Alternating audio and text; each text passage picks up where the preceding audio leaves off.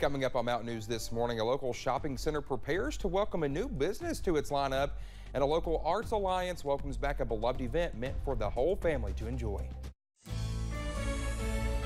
Dedicated to Eastern and Southern Kentucky, this is WYMT Mountain News This Morning.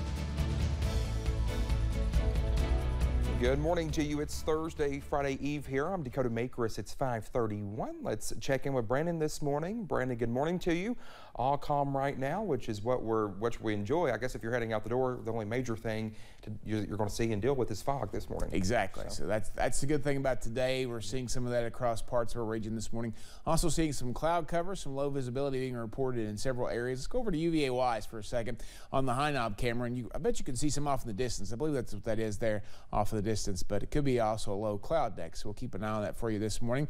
Temperatures 29 in Irvin, 30 in Prestonsburg, to 39 in Jacksboro this morning, and it looks like 37 in Jackson, Harlan, Middlesboro, and Somerset, the other warm spots. But it is still a little cooler than it was this time yesterday in most areas, except for Jackson. They are exactly where they were this time yesterday for temperatures. So again, just be aware of that. Today we're going to go up as the sunshine comes out a little bit later on for all of us, and temperatures will top out in the mid-50s. Sunrise 6:52, sunset 6:36. Dakota?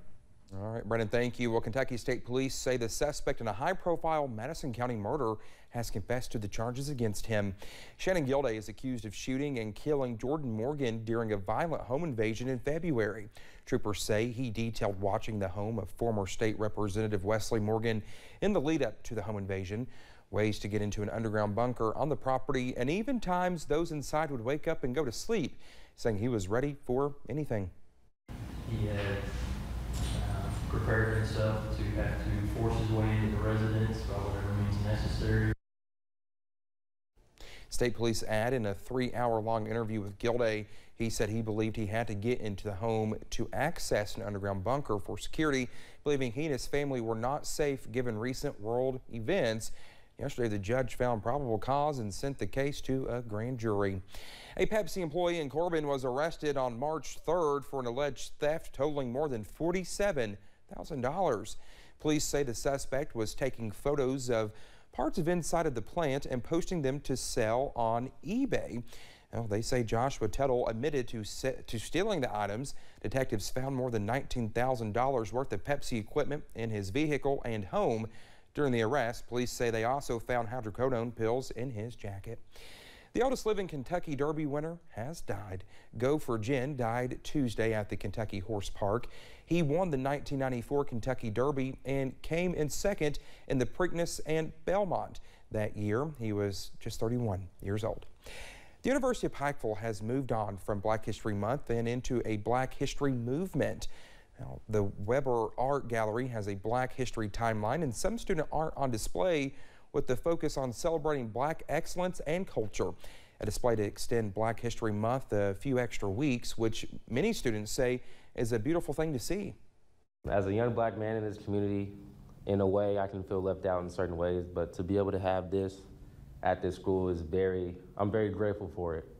And it brings a smile to my face because I don't really see stuff like this in this town or really in Kentucky. Students say this exhibit makes them feel seen, celebrating the many different avenues of culture that makes them who they are. Well, the Kentucky Senate has voted to establish Dolly Parton's Imagination Library gifting program statewide. The legislation now heads to a House for a vote with the goal of inspiring a love of reading. The voluntary program gifts books each month to children from infancy to 5 years old, free of charge to families through funding that will be shared by Parton, Kentucky State's government, and community partners. Inspiring kids to love to read became my mission. In the beginning, my hope was simply to inspire the children in my home county. But here we are today with a worldwide program that gives a book a month to over 1 million children. Let's share this dream that all children should grow up in a home full of books. The first step is always the hardest, but you will never know unless you try. Well, the program launched back in 1995, where books were first distributed to kids who were living in Sevier County, Tennessee, where Dolly herself grew up. Just love Dolly. Well, City of Hazard officials are excited to see continuing economic development as the town looks to rebound from a couple of rough pandemic years. Our Zach Hawk has more on the latest business moving in. Zach Lawrence is the director of the Hazard Perry County Economic Development Alliance. For a little over a year, he has worked as part of a team to fill vacant units at the Black Gold Shopping Center in Hazard. From the moment JCPenney closed about a year and a half ago, the Drinker Development team sat down with the city and a few of us here locally to go over plans moving forward of what's next. On Wednesday, the City of Hazard announced an Ollie's Bargain Outlet is opening in early May.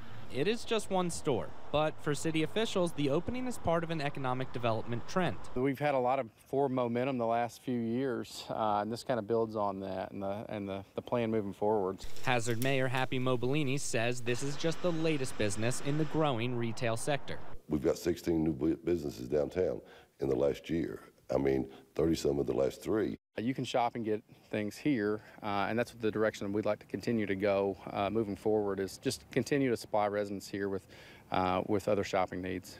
Moving forward, officials say other sites around town could bring exciting businesses to the community. We're just trying to, get the Queen City of the mountains back to being the Queen. In Hazard, Zach Hawk, WYMT Mountain News. City and development officials say that work is underway to fill the remainder of the vacant units at the Black Gold Plaza Shopping Center. A local production company is on a mission to bring New York fashion to local models, as well as bringing local models to high-end fashion runways. Steadfast Creative Arts Productions has been bringing young international as well as Appalachian models to New York Fashion Week and other high-end fashion shows for several years, but now it is on a mission to bring high-end fashion to the mountains.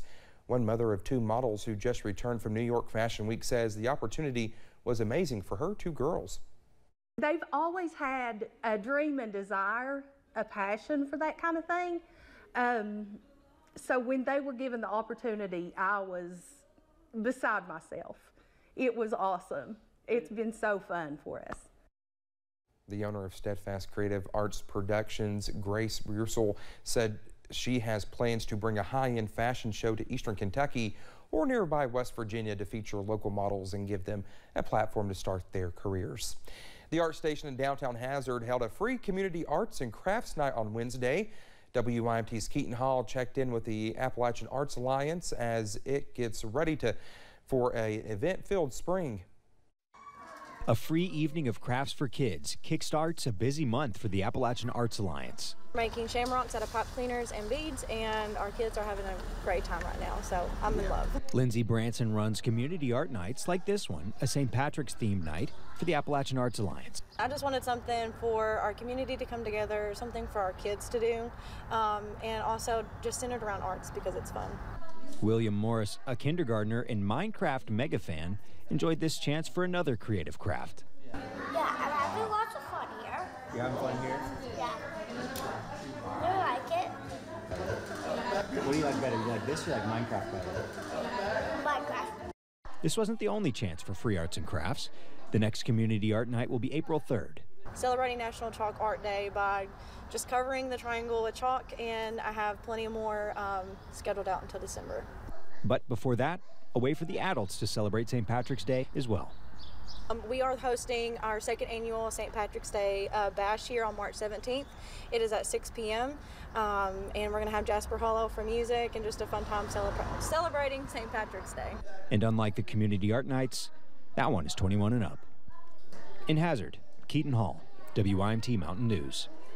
Well, the Arts Alliance is also planning a Kentucky Derby party at the Art Station on Derby Day, May 7th. The Appalachian Arts Alliance is also hosting Thursdays on the Triangle in downtown Hazard. Well, that's today. Food for the event will be provided by Shenanigans. Hazard Coffee Company and Dreaming Creek Brewery will be providing the drinks. And there will be live music by Waylon Nelson. The event begins at 5 this evening and goes until 8. Well, still on the way, a well-known actress seeks to end her conservatorship nearly 10 years after her struggles with mental health and drugs came to light. All eyes are on our approaching winter system this weekend and what we could be facing. I'll have the latest on our thoughts about it in just about 3 minutes.